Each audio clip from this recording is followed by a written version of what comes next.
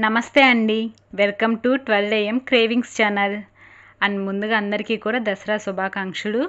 And ఇవాళ నవరాత్రుల్లో రెండో రోజు అన్నమాట. సో ఈ రెండో రోజున అమ్మవారి యొక్క అవతారం వచ్చేసి బ్రహ్మచారిణి అవతారం.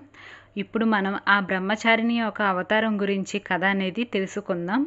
అండ్ కథలోకి వెళ్ళే ముందు అండ్ మీకు వీడియో నచ్చితే కనుక తప్పకుండా లైక్ చేయండి. అండ్ మీ ఫ్రెండ్స్ అందరికి కూడా షేర్ చేయండి. అండ్ బెల్ ఐకాన్ కొట్టడం మాత్రం అస్సలు మర్చిపోవద్దు ప్లీజ్. అండ్ నన్ను కొంచెం సపోర్ట్ చేస్తారని మనస్ఫూర్తిగా కోరుకుంటున్నాను. అండ్ కథలోకి వెళ్ళే ముందు ఒక్కసారిగా జై భవానీ అని చెప్పని ఆ అమ్మవారిని తలుచుకుని కథలోకి అయితే వెళ్ళిపోదాం. ఇవాటి అవతారం వచ్చేసి బ్రహ్మచారిణి అన్నమాట. కాబట్టి బ్రహ్మచారిణి అంటే ముందు దాని అర్థం ఏంటో తెలుసుకుందాం. బ్రహ్మ అంటే తపస్సు, జ్ఞానం, సత్యం. చారిణి అంటే ఆచరించేది, నడిచేది. కాబట్టి బ్రహ్మచారిణి అంటే తపస్సులో, సత్యంలో, బ్రహ్మ జ్ఞానంలో నడిచే తపోధనురాలు అన్నమాట. కాబట్టి ఇప్పుడు బ్రహ్మచారిణి యొక్క అవతారం అనేది ఎలా జరిగిందో తెలుసుకుందాం. హిమవంతుడు కుమార్తె పార్వతీదేవి భగవంతుడైన మహాదేవుణ్ణి భర్తగా పొందాలని సంకల్పించింది.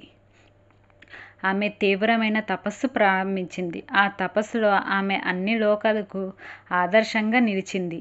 ఈ తపస్సు కాలంలో ఆమె బ్రహ్మచారిణి రూపంలో ప్రసిద్ధి చెందింది. ఎండలో నిలబడి తపస్సు చేసింది, మంచులో కూడా ధ్యానం చేసింది. వర్షాల్లో తడుస్తూ కూడా విరమించలేదు. సంవత్సరాల తరబడి కేవలం ఆకులు, పళ్ళు మాత్రమే తిని జీవించింది. చివరికి ఆకులు కూడా మానేసి గాలి మాత్రమే పీలుస్తూ బతికింది. ఈ విధంగా బ్రహ్మచారిణి అవతారం అనేది తపస్సు, దైవభక్తి, ఆత్మ నిగ్రహం, ఆత్మబలానికి ప్రతీకగా నిలిచింది. అసలు పురాణ గాథ ఏంటిదో ఒకసారి తెలుసుకుందాం. ఒకప్పుడు హిమవంతుడు తన భార్య మేనకాదేవితో కలిసి కుమార్తె పార్వతిని కనుక్కున్నారు. చిన్నప్పటి నుంచి ఆమె లోకహిత భావనతో, పరమశాంతి స్వభావంతో ఉండేది. ఒకరోజు నారద మహర్షి వచ్చి, అమ్మ, నీకు భర్తగా మహాదేవుడు గౌరవించబడతాడు. కానీ ఆయనను పొందాలంటే ఘోర తపస్సు చెయ్యాలి. ఆయనను ఎవరు సాధించలేని దైవ స్వరూపుడు. సాధన చేయకపోతే ఆయన పొందడం అసాధ్యం అని చెప్పాడు. దాంతో పార్వతి నిశ్చయంగా తపస్సు చేయాలని తండ్రిని కోరింది. హిమవంతుడు మొదట భయపడ్డాడు. కూతురా, శివుడు విపరీతమైన వ్రతాలు గలవాడే. గజమాల వేసుకునేవాడు, భస్మాలు పూసుకునేవాడు, కళ్ళల్లో అగ్నిలేఖలను ఉండేవాడు. అలాంటి వాడిని నువ్వు పెళ్లి చేసుకోవాలంటున్నావా అని చెప్పి అడిగాడనమాట. కానీ పార్వతీదేవి అవేమీ వినక దృఢంగా తపస్సు ప్రారంభించింది. ఆమె తపస్సు ఎలా ఉండేదంటే, మొదటి సంవత్సరం పువ్వులు, పండ్లు మాత్రమే భుజించింది. తర్వాతి సంవత్సరాలు ఆకులు మాత్రమే తింది. తర్వాత ఆకులు కూడా వదిలి కేవలం గాలి పీలుస్తూ జీవించింది. చివరి దశగా ఆ గాలి కూడా వదిలేసి పూర్తిగా ధ్యానంలో మునిగిపోయింది. ఈ కాలమంతా ఆమె బ్రహ్మచారిణిగా ప్రసిద్ధి చెందింది. ఇంతటి తపస్సును చూసి ఇంద్రుడు, దేవతలు స్తుతించారు. అమ్మ, నీ తపస్సు వల్ల మాకు శక్తి పెరిగింది. నీ భక్తి వల్ల లోకాలు నిలిచాయి అని వందనం చేశారు.